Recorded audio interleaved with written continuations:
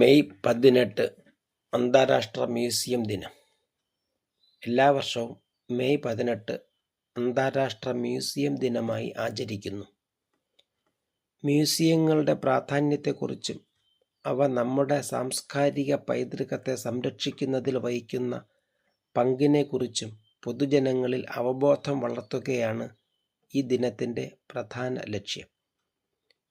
International council of museums എന്ന സംഘടന 1970 മുതലാണ് ഈ ദിനം ആചരിക്കാൻ തുടങ്ങിയത്. മ്യൂസിയങ്ങൾ കേവലം പുരാവസ്തുക്കൾ സൂക്ഷിക്കാനുള്ള ഇടങ്ങൾ മാത്രമല്ല എന്നും, മറിച്ച് അവ വിവിധ സംസ്കാരങ്ങൾ തമ്മിലുള്ള വിനിമയത്തിനും വിജ്ഞാന വ്യാപനത്തിനും സഹായിക്കുന്ന കേന്ദ്രങ്ങൾ ആണ് എന്നും ലോകത്തെ അറിയിക്കുകയാണ് ഈ ദിനാചരണം ഉദ്ദേശിക്കുന്നത്. ഒരു നാടിൻ്റെ ചരിത്രവും സംസ്കാരവും അടുത്തറിയാൻ മ്യൂസിയങ്ങൾ സഹായിക്കുന്നു.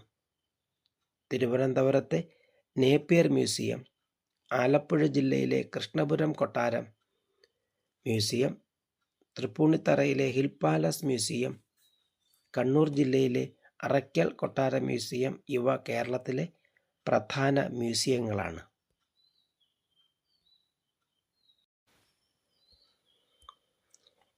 ഇന്ത്യ ആദ്യമായി അണുപരീക്ഷണം നടത്തി.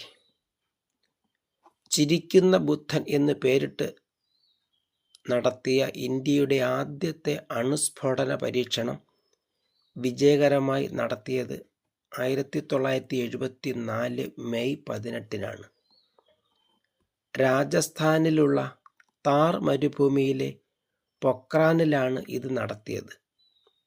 അതോടുകൂടി ഇന്ത്യ ലോകത്തിലെ 6ാമത്തെ ആണവ ശക്തിയായി മാറി. ഐക്യരാഷ്ട്രസഭയിലെ സുരക്ഷാ സമിതിയിലെ P5 രാഷ്ട്രങ്ങൾ അല്ലാത്ത ഒരു രാജ്യം നടത്തുന്ന ആദ്യ അണുസ്ഫോടന പരീക്ഷണമായിരുന്നു ഇത്. ഡോക്ടർ രാജാ രാമണ്ണയുടെ നേതൃത്വത്തിലുള്ള ശാസ്ത്രജ്ഞരുടെ സംഘമാണ് ഇതിന് നേതൃത്വം നൽകിയത്.